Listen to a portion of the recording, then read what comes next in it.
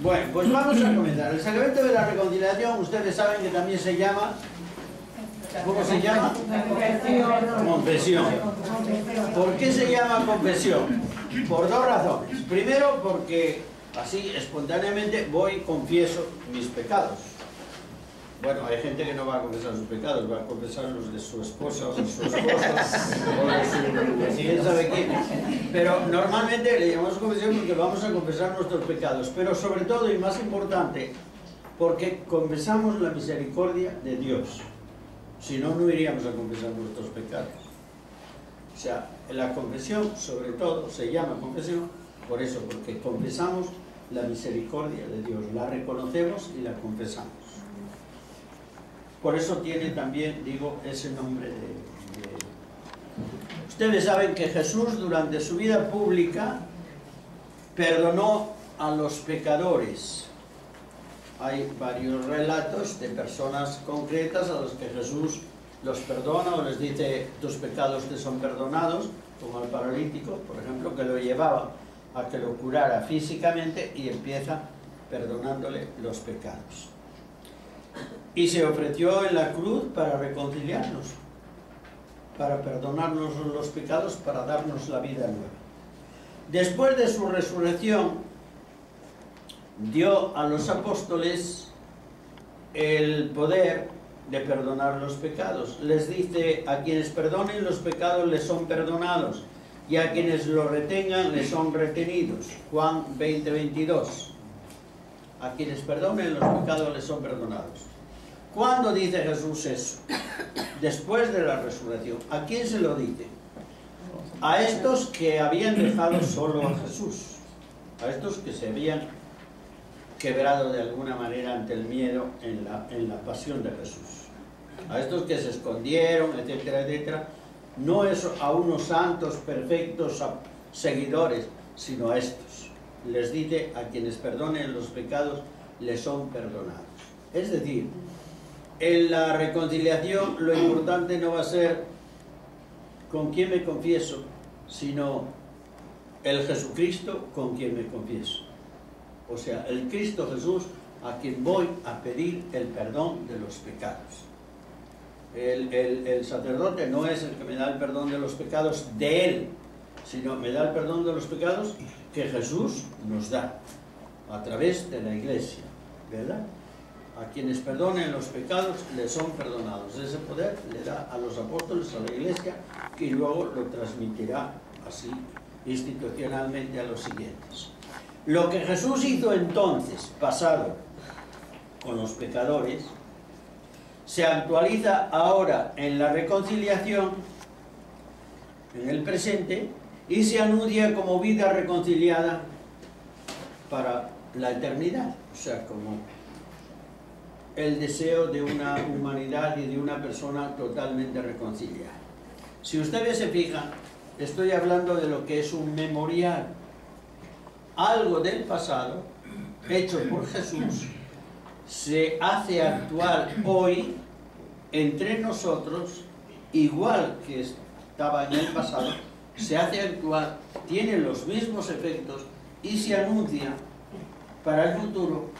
Por ejemplo, si es la Eucaristía como banquete eterno, que es una figura de la vida eterna, si es el perdón como una humanidad reconciliada, si es el bautismo como hijos, somos hijos desde el bautismo, hijos en Jesucristo, en el Hijo, y se nos anuncia como hijos en la plenitud, en la casa del Padre, ¿verdad? Todo memorial, eso reluce especialmente en la Eucaristía, todo memorial es algo del pasado, algo que Jesús hizo en el pasado, que se hace hoy lo mismo que era y se anuncia. Esto que hoy es semilla se anuncia como árbol esplendoroso para el futuro. ¿Me explico? Es decir, la cena de Jesús. ¿Qué celebramos cuando celebramos la misa? La cena de Jesús. ¿Quién la celebra? ¿Quién la preside? Jesucristo. ¿Quién da el poder? Jesucristo. La misma cena de Jesús es la que se celebra hoy aquí con nosotros. Es decir, ha habido una misa, hay una misa, habrá una misa que es la cena de Jesús. Habrá 1000 celebraciones, pero es siempre de la misma cena de Jesús. Por eso, igual que Pedro, Andrés, Santiago, Juan estuvieron en la cena de Jesús, estamos tú y yo, si estamos en la Eucaristía, pues con cierta conciencia de saber dónde estamos o qué estamos haciendo. Es decir, quien realmente preside la Eucaristía es Jesucristo. Si ustedes se acuerdan, al principio de la misa hay un gesto que hacemos, el sacerdote besa el altar. Se supone que la comunidad también, o sea, que intencionalmente también la comunidad. El altar representa a Jesucristo. Estamos pidiéndole permiso y bendición para celebrar con Él y con su comunidad su cena. Ese es el signo inicial de la misa, prácticamente el primer gesto de la misa, visible. O sea, en la reconciliación pasa lo mismo. Este perdón que dio Jesús al paralítico, por ejemplo, es el que me da a mí, y como allí tuvo efecto, se quedó perdonado, aquí tiene el mismo efecto, quedo perdonado, y se me anuncia, o se anuncia, como un futuro de eso que deseamos, de ser perfectamente reconciliados, de vivir en perfecta armonía con nosotros mismos, con los demás, con Dios, etcétera, etcétera. Eso es el contenido básico del sacramento de la reconciliación. Padre. ¿Sí está claro? Sí, ayer nos daba un ejemplo bien claro del memorial. Si gusta repetirlo para que... La del video. Sí, es que, claro, para los que... no, es que jamás había escuchado yo, Padre, algo tan tan claro lo que es el memorial. Decíamos este ejemplo, gracias. Si ahora nos toman un video, sonríense. Y luego dentro de 50 años, de 100 años, de 200 años lo proyectan en China, en Afganistán, en Turquía, en América, en donde quiera. Lo que la gente va a ver es esto, no algo parecido, no una repetición, no una teatralización de esto, no una escenificación sagrada o algo así de esto, sino van a ver esto, no otra cosa. ¿Sí o no? Sí. ¿Cuál es la diferencia de la Eucaristía o de un sacramento con respecto a este ejemplo? La diferencia es que cuando proyectes eso, dentro de 20 o de 100 o 200 años, la gente que participe, que lo vea, no puede participar. Es decir, eso está enlatado. Y tú ya no puedes entrar en ese acontecimiento, que era este. La gente que no estuvo aquí ya no puede entrar, ya no sale. La diferencia con respecto a los sacramentos es que nosotros sí entramos. Es decir, por el poder de Jesucristo, por el poder de su Espíritu, nos hace contemporáneos y participantes de la cena de Jesús o de la reconciliación que Jesús hizo con este, con el otro, etcétera, etcétera. ¿Me explico? Pero es que a veces podemos pensar que la misa, por ejemplo, es una repetición. No, es lo mismo. No es una repetición de algo, es lo mismo. Jesús dice, hagan esto en memoria mía. No algo parecido a esto, no una repetición de esto, no una actualización de esto en el sentido de representación teatral de esto. Esto en memoria mía. Igual que en la Eucaristía sucede en todos los sacramentos. Todos son memorial de la vida, la muerte, la resurrección de Jesús y de sus enseñanzas. Pero sobre todo de la vida, de la muerte, de la resurrección de Jesús. Esto es lo que está claro, por ejemplo, en los Evangelios, con las diversas actuaciones de Jesús. Que hoy, esta mañana, estábamos viendo el sacramento de la confirmación. Es decir, esta experiencia que Jesús dio a sus apóstoles de Pentecostés es la experiencia, el mismo don que nos da en la confirmación. Esto que hizo ayer, eso lo hace hoy y anuncia hacia el futuro una comunión en el Espíritu, en ese Espíritu que nos da. Es decir, todos los sacramentos son un memorial. La reconciliación es un memorial en el sentido que Cristo nos da el mismo perdón y la misma sanación que dio a estos en su vida pública. Lo que en la vida pública de Jesús era visible pasó a los sacramentos, a través de los signos de los sacramentos. Ustedes saben que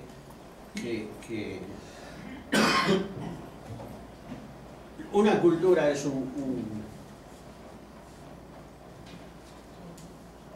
un entramado de símbolos, y un lenguaje es un entramado de símbolos, un código de símbolos. Y a nivel de externo, si usted va de aquí a su casa, gracias al código de los semáforos, pues son signos, ¿verdad? Y sobre todo el lenguaje religioso es simbólico. ¿Por qué? El lenguaje puramente matemático racional es unidimensional, y el sujeto termina siendo tratado como un objeto, donde ya no tiene iniciativa, es algo objetivizado. El lenguaje religioso, el lenguaje simbólico, es un lenguaje de alusión, de apertura, es pluridimensional, es democrático en el sentido de que tú llegas a esta hondura y el otro llega a otra hondura y el otro a otra hondura distinta, aceptando la misma parábola, por ejemplo. Mientras que el otro lenguaje es unidimensional, o sea, ahí te quedas como una mariposa de colección. El coleccionista, ¿verdad? Ahí bien pegada a la pared con sus alfileres, y ahí te quedas. En el lenguaje simbólico no sucede así. En los sacramentos, Jesús nos dejó los sacramentos a través de símbolos. Cuando derraman el agua en el bautismo, claro, el agua es un signo de vida. Cuando tú ves vida, no hace falta que preguntes si hay agua. Si no hubiera agua, no había vida. Y cuando tú vas a un lugar desértico donde no hay nada, no hace falta que investigues, no hay agua.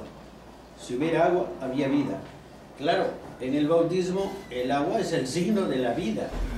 ¿Y qué hace el bautismo? Darnos la vida nueva. Por eso Jesús usa el agua como símbolo de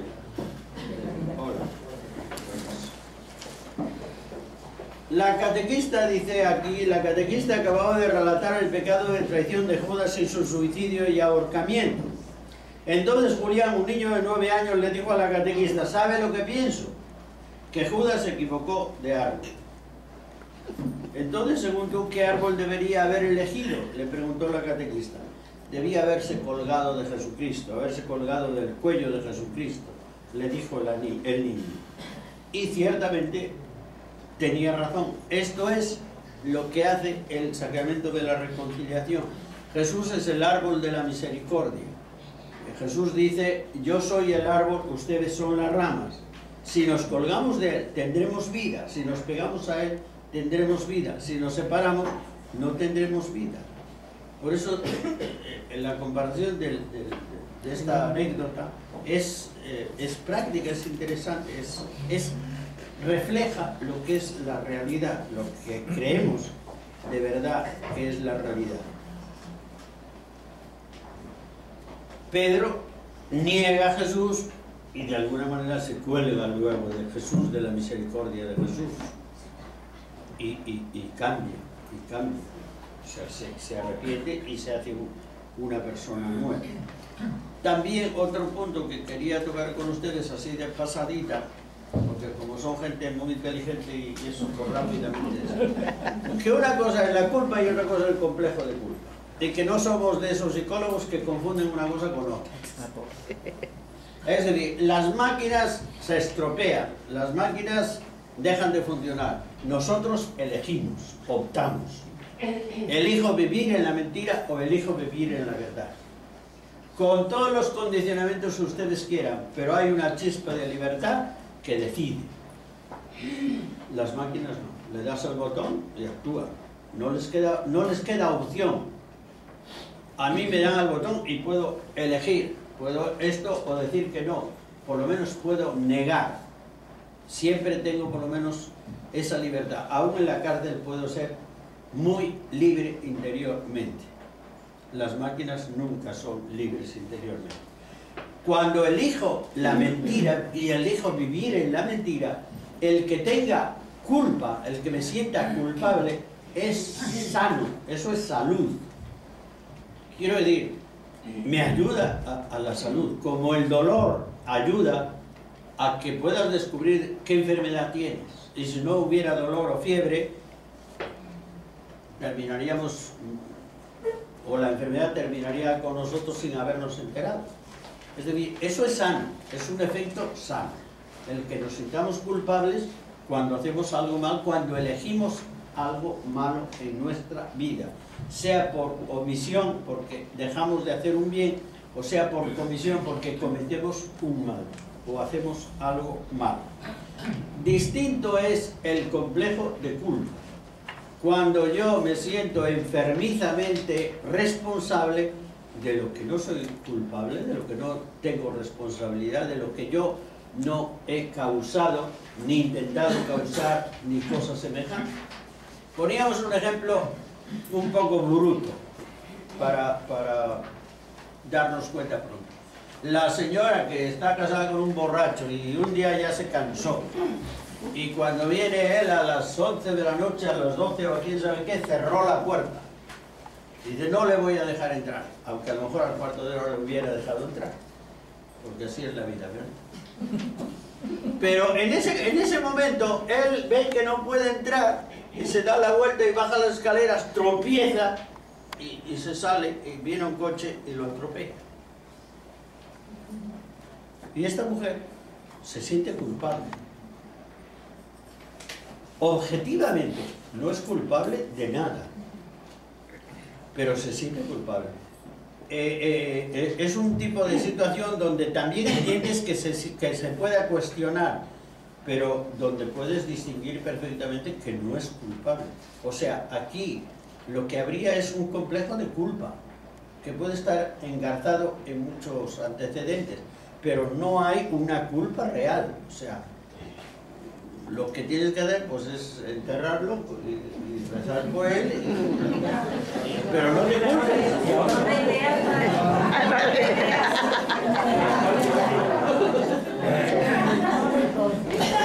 Es que hay situaciones de esas donde la gente no tiene culpa, o de pronto dejaste de hacer no sé qué y a los pocos días se murió un hijo, y entonces empieza uno, claro, si yo no hubiera hecho esto y hubiera hecho aquello, yo me siento culpable de que mi hijo muriera. Oye, por el amor de Dios, eso es complejo de culpa. Es decir, lo que no tienes ninguna culpa, no has puesto ninguna causa, no eres responsable, y sin embargo cultivamos ese tipo de culpa.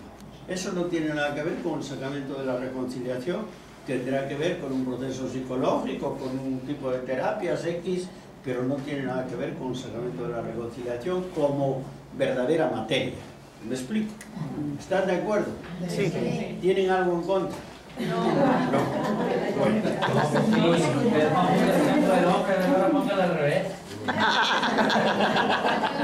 A la siguiente. Da paso a la siguiente. A la siguiente vamos contra Maribel. Es que están los dos. Bueno, hay personas que ciertamente confunden una cosa con otra. El complejo de culpa con la culpa real. Y bajo el pretexto de curar el complejo, intentan negar la culpa real. Es decir, terminan negando la libertad humana, que sí ha pecado, que sí la hemos usado mal. Pero una cosa es padecer el dolor de una enfermedad real y otra distinta tener complejo de enfermos. También hay gente que tiene complejo de enfermedad. O sea, esa gente que se atiborra de medicinas y por si acaso me da no sé qué, o porque piensa que tiene no sé qué y luego... Bueno, Pues lo mismo pasa a este nivel, a este otro nivel. Si no hubiera libertad, entonces no habría culpa, ciertamente seríamos solo máquinas predeterminadas. Esa es la forma barata y falsa de suprimir el pecado. Pero así no se cura, solo se encubre, es decir, se continúa el pecado, que es vivir en la mentira. Y eso es lo que hacemos cuando negamos o disfrazamos las cosas o las culpas, etcétera, etcétera. En este campo, ustedes saben, por experiencia, viendo a la gente y viendo o a sus familiares o a quien sea, ustedes saben que el método más simple, más sencillo es reconocerme culpable y decirlo, y se acabó el pleito. Y puedes decir, en la vida normal, si acusan a este señor, ¿qué tiene que hacer? Declararse inocente, ¿sí o no? ¿Y sus abogados qué tienen que hacer? Demostrar que es inocente. Y así ganan el pleito, ¿sí o no? Sí. En este otro campo en el que estamos hablando de la reconciliación es exactamente al revés. ¿Qué tienes que hacer? Declararte culpable. ¿Y tus abogados qué tienen que hacer? Declararte culpable y arrepentido. Y Jesucristo gana el pleito. O sea, nunca va a fallar. Con alguien de corazón contrito y humillado, nunca va a fallar el perdón. Entonces, lo más sencillo, podremos tener excusas o inquietudes o ansiedades o penas o quién sabe qué, pero te das cuenta que lo más sencillo es reconocer las cosas y confesarlas y decir, así ha sido, o así he sido, así he actuado, y me doy cuenta que hice mal y estoy arrepentido y pido el perdón de Jesucristo. Y todo lo demás, eso de colgarse medallas, no lleva a nada. O el disfrazar mis heridas y taparlas, no sirve para nada. A todo más para que cada día huelan peor, de gusanos y demás, pero para nada más. O sea, no sirve enmascararnos, porque eso no nos alza. Eso es una manera de... Eso podría ser un capítulo, ¿verdad, Guillermo? Del arte de amargarse la vida. Es que hay un libro que titula así, El arte de amargarse la vida, y está muy interesante, ¿verdad? Así nos amargamos la vida. Y la pena o la losa que llevamos encima, en lugar de llevarla medio mes, la llevamos 3 años o 5 años.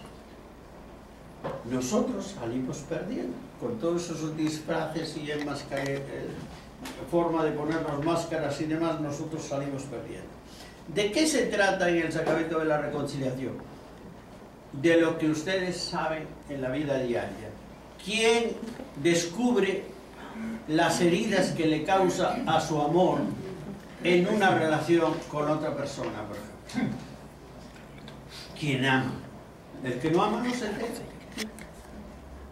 La persona que ama es la que se entera de lo que dejé de hacer, por ejemplo. Los detalles que podía haber tenido contigo y no los tuve. Lo que podía haber hecho de bueno, de ayuda, de comprensión, de escucha, etcétera, etcétera, y no lo he hecho. ¿Quién descubre esas faltas, esos pecados? El que ama. El que no ama no se entera. O sea, el que está metido en la costumbre, modificado en la rutina, no se entera de que deja de hacer esto, o de que trata de esta manera, o de que no inventa algo nuevo para ayudar. No se entera. ¿Quién se entera? El que ama. El que no ama no se entera. ¿A qué viene esto? A que nosotros solemos hacer lo contrario de los santos, y los santos nos parecen enfermos. Encontramos en la biografía que de pronto este santo se confesaba cada semana. Y dices, ¿qué le pasa a este tipo? ¿Qué patología padece? Bueno, tú lees la historia, la biografía, y te das cuenta que es un señor o una señora que de pronto un día se dio cuenta que no era más que un bautizado, pero no estaba evangelizado ni vivía el evangelio, y de pronto decide cambiar.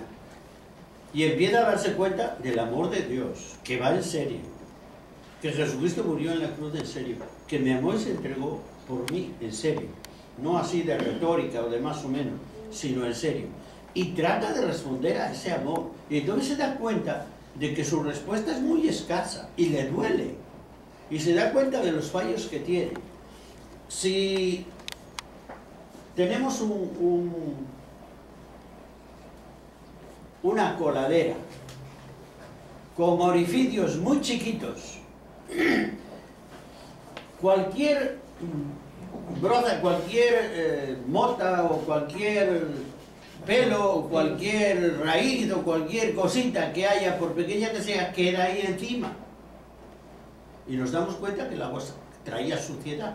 No. Si usted usa unos orificios, unos agujeros enormes, todo se cuela, no pasa nada, soy inocente, ¿de qué me voy a confesar? No mato a nadie, no robo, no me voy con la mujer de enfrente o con el señor de enfrente o quién sabe quién. Soy buena gente. Y además, como dice aquí, pago el IVA, ¿qué más quieren? O sea, es decir, cuanto menos amo, más inconsciente soy de que mi respuesta es muy escasa. Y entonces, ¿de qué me voy a confesar yo? Y entonces, ¿por qué se confesaba este señor una vez a la semana, una vez cada 15 días o cada mes? Pero te pones a analizar la vida y dices, claro, si pasa igual que la vida normal, en las relaciones normales de la vida, la persona que más ama es la que más se da cuenta. Y es la más creativa, y es la que mejor respuesta da. Pero aunque dé muy buena respuesta, es la que se da cuenta de que su respuesta aún podía ser mejor. Y le duele que no lo hizo mejor, porque podía haberlo hecho mejor. Ese es el proceso de este tipo de personas con respecto a la reconciliación. Como tenían un filtro sumamente fino, pues se dan cuenta de los pecados. Yo puedo cometer un pecado así de grande y como tengo unas coladeras con orificios enormes, todo pasa, soy inocente, ¿y cuál es el problema? ¿Y de qué me voy a confesar? ¿No? A veces también hay gente que desde luego se desespera con sus propias faltas en el sentido de que se repiten. Bueno, por un lado, a veces nos falta arrepentimiento y poner los medios para cambiar. Y otras veces también hay que tener paciencia con uno mismo. Eres la misma persona hoy que ayer. O sea, estás arrepentida, pero eres la misma persona. Tienes la misma tendencia, los mismos condicionamientos, etcétera, etcétera.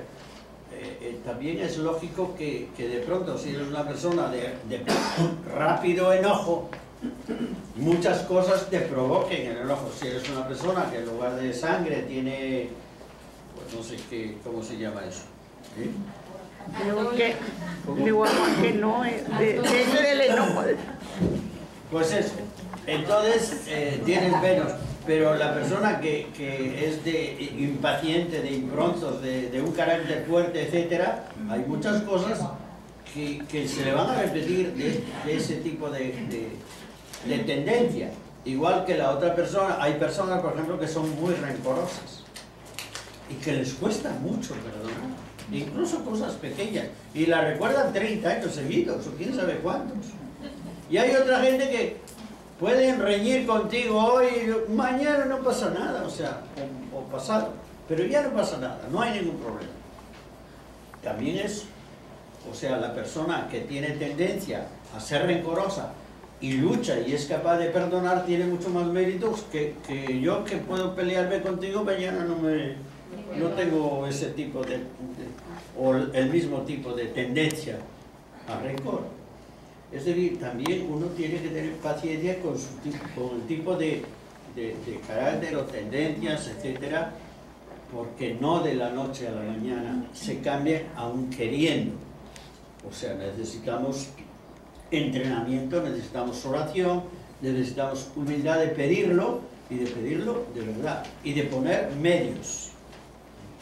Ayer o antes de ayer les contaba, además algo que es histórico, la persona aquella que murmuraba, siempre se acusaba de criticar a las demás personas, a la familia, a las amigas, bueno, y volvía y se confesaba lo mismo. Y un día le dice, bueno, ¿y por qué se confiesa si va a seguir lo mismo? Pero es que quiero cambiar, de verdad quiere cambiar, quiero cambiar. Y yo le dije, compres un cerdito. ¿Un cerdito?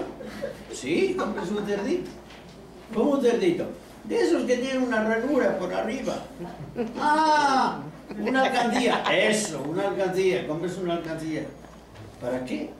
Cada vez que vuelva a criticar a alguien, 50 pesos para los pobres. Verá usted que quiero decir esto. Tú te conoces a ti mismo o a ti mismo. Tú sabes cuáles son tus tendencias. ¿Quieres cambiar? Pon los medios. Es decir, trabaja en equipo con el Señor Jesucristo. No le dejes toda la tarea a Él.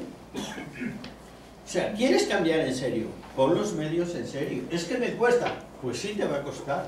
Pero vas a dejar de murmurar del prójimo, una de dos. O porque te mueres de hambre, porque ya diste todos los pesos que tenías, o porque realmente cambiaste, has ido cambiando.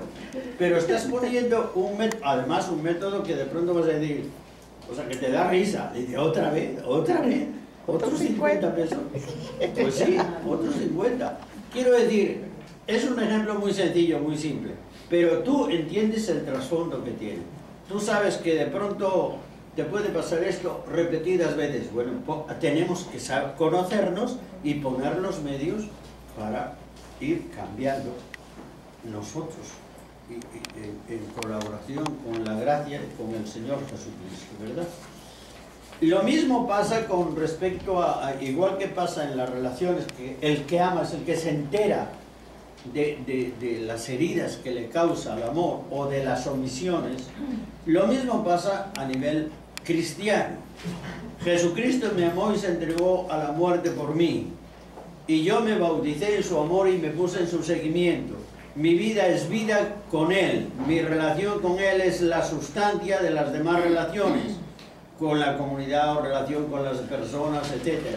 Por eso, o sea, luego en la vida, si por mi inconsciencia, mi debilidad o mi voluntaria maldad he atentado contra esta relación, la he traicionado. En la medida en que hayas aceptado el amor de Jesucristo y creas en el amor de Jesucristo, serás sensible a las heridas que le causas. Estamos lo mismo que estábamos en las relaciones normales, estamos en esta relación especial y única que es la relación con Jesucristo.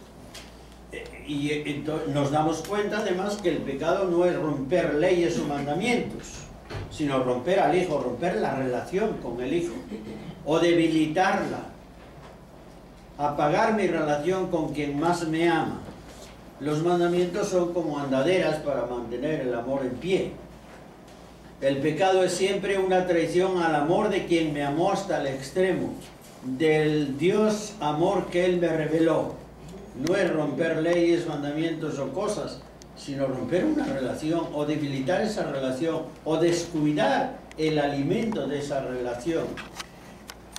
A veces convertimos lo que es un encuentro en un sistema y entonces se queda algo así como genérico, burocrático, abstracto, etcétera, etcétera, de leyes, mandamientos, cultos y demás, y de cumplimiento y cosas parecidas. Y el cristianismo es un encuentro con alguien, ese alguien es Jesucristo. Por Jesucristo creo en Dios, no al revés. Por Jesucristo creo en Dios, como dice la primera carta de San Pedro. Por Jesucristo, gracias a Él, ustedes creen en Dios, en el Dios verdadero, en el Dios que Jesús me reveló, no en el que yo invento, en el Dios que Jesús me reveló. Por Jesucristo tenemos todo lo que tenemos. Por Jesucristo resucitado se escriben los evangelios. Por la resurrección de Jesucristo empieza la iglesia. Por la resurrección de Jesucristo comienza todo. Y todo es en la vida cristiana relación con ese Jesucristo. No relación con leyes o mandamientos, sino con alguien. Con alguien. Cuando en tu casa este hijo o la otra hija o quién sabe quién rompe algo, tú no ves simplemente que rompieron un mandato tuyo o una costumbre familiar o un valor familiar, sino que afecta a la relación, afecta a la persona. O sea, al desobedecer a mi padre, no simplemente he desobedecido un mandato, he desobedecido a alguien. Y esa relación ha quedado o rota o debilitada o herida, etcétera, etcétera. Pues así es a nivel religioso. ¿Ustedes se acuerdan de la parábola la llamada parábola del hijo pródigo? Que es la parábola del padre generoso, del padre bueno. Ahí el hijo primero lo que hace, rompe con el padre, rompe con el hermano, rompe con la hacienda, o sea, rompe con las relaciones. La relación con el padre, que representa a Dios, la relación con el hermano, que representa a los demás, y la relación con la hacienda, que representa la relación con las cosas. Y todas quedan pervertidas, todas esas relaciones, o rotas. Y es la degradación. Hasta que termina queriendo comer el alimento de los cerdos, que no se lo dan porque al final, porque no es un cerdo. Y volverá pensando que no merece que lo acoja el padre, porque no sabe qué padre tiene. Ese es su pecado principal. O sea, este llamado hijo pródigo no es ningún gran modelo de arrepentimiento. O sea, en su alejamiento y cuando piensa, pues en casa de mi padre hay ¿qué? Comida. No piensa, en casa de mi padre está mi padre, que me espera, que sufre por mí, que lo abandoné, que lo maltraté de esta manera. Es que no sabe qué padre tiene, ese es su gran pecado. Y como no sabe, pues así se ha comportado. Y cuando vuelve, se encuentra con que el padre es aquel que en lugar de un castigo le organiza una fiesta. ¿Por qué? Porque eres mi hijo. No porque lo merezcas, sino porque lo necesitas. Y así nos trata Dios. No nos ama porque lo merezcamos, sino porque lo necesitamos. Y es en nuestras debilidades, en nuestros pecados, en nuestras omisiones, en la posibilidad que teníamos de hacer bien o de vivir en el bien y no lo hacemos. Ahí podemos experimentar a este Dios misericordioso que realmente nos acoge y nos perdona. Estos pecados personales que me alejan de quien más me ama y de la comunidad y que atentan contra el amor, si lo reconoces y vuelves como este hijo, te encuentras con un padre que te demuestra quién es, que es el padre que no dejamos de ser sus hijos, aunque nos hayamos comportado como si fuéramos sus enemigos. Nos reconoce en todo momento como verdaderos hijos. Por eso quiero reconciliarme con quien me amó hasta entregarse por mí y con la comunidad que Él me dio. Y en la reconciliación, en la confesión, se da siempre esta doble dimensión de la reconciliación. Reconciliación con Dios y reconciliación con la comunidad y con los demás. Por eso también un aspecto de la confesión o de la reconciliación es el pedir perdón a los demás y el dar perdón a los demás. O sea, si voy y me confieso y pido perdón y luego yo a ti no te doy el perdón, estoy reproduciendo la parábola llena de ironía de Jesús en el Evangelio. Del señor aquel que tenía alguien que trabajaba con él y le debía quién sabe cuánto, 100 millones. Y le dice, te vas a la cárcel con todo y tu mujer e hijos. Y el otro le pide, por favor, perdóname, por favor, yo te pagaré, tenme paciencia. Y el Señor le tiene paciencia, le perdona toda la deuda. En bajando las escaleras veo a un compañero que le debe 100 pesos, lo agarro por el cuello y me lo pagas y lo manda a la cárcel. Esa es la parábola de Jesús. Ese es el retrato nuestro. Y claro, la reconciliación tiene también esta dimensión. Si yo acepto el perdón de Dios, acepto compartirlo con los demás. Te va a costar, me puede costar mucho, pero quiero compartirlo con los demás. Quiero pedir perdón a los demás y quiero dar perdón a los demás. Un día cerca de la Puerta de las Ovejas, allá en Jerusalén, Jesús le dijo a un enfermo: ¿quieres curarte? Esta es la pregunta que nos hace Jesús. ¿Quieres curarte? ¿O quieres seguir disfrazando tus heridas? ¿O quieres simplemente cambiar de hospital o de médico? ¿Quieres curarte? ¿En serio? Para que alguien quiera curarse de sus males morales, primero necesita reconocerse enfermo o responsable de su enfermedad. Primero es eso, reconocer lo que hemos hecho en contra de nuestra salud, reconocer nuestras heridas, el daño que nuestra voluntaria libertad o nuestros actos voluntarios le han hecho a nuestra salud. Nombrar nuestra enfermedad, reconocerla y no enmascararla. También podemos decir, ustedes lo saben, todos hacen así, todos se comportan así, todos piensan así. Pero eso solo es una justificación para el que se quiera engañar a sí mismo, para los tontos, o sea, dicho por los simples. Porque que los demás hagan eso, ¿qué tiene que ver con cómo tú lo hagas? O lo hacen bien, y entonces los aplaudirás, y a lo mejor tratamos de imitarlos, o lo hacen mal y los criticas, y para qué repites lo que ves que no está bien.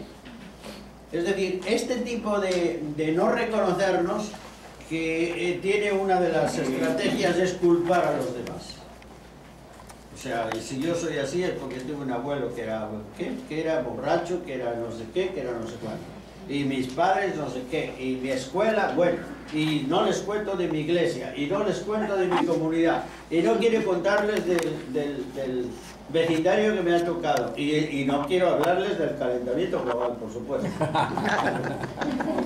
Todo el mundo tiene la culpa, pero yo soy inocente. Es decir, este tipo de estrategia nunca nos conducirá a la salud, nunca nos conducirá a cambiarnos, a trabajar con Jesucristo para cambiar nuestra propia vida.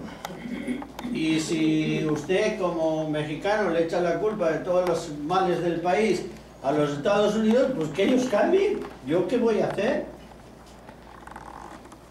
No. Claro, si la culpa la tienen los otros y los otros no cambian, pues las cosas seguirán mal. Pero si yo tengo la culpa o parte de la culpa o el 50% de la culpa, pongámoslo así, yo tendré que actuar. Pero los gobiernos han inventado una manera muy bonita para no actuar, que es echar la culpa a los demás. Y entonces usted no le echa la culpa a ellos, claro. Como la culpa la tienen fuera, pues ellos no tienen culpa. Y a nivel personal, eso es lo que hacemos. Como la culpa lo tiene... Si las cosas no andan bien en tu casa, doña Tere, la culpa no es suya, es de este señor. Por supuesto. Esa es la tendencia. Esa es la tendencia. Siempre la culpa la tienen los demás. Yo no la tengo. Con eso no llegamos a ninguna parte. O sea, eso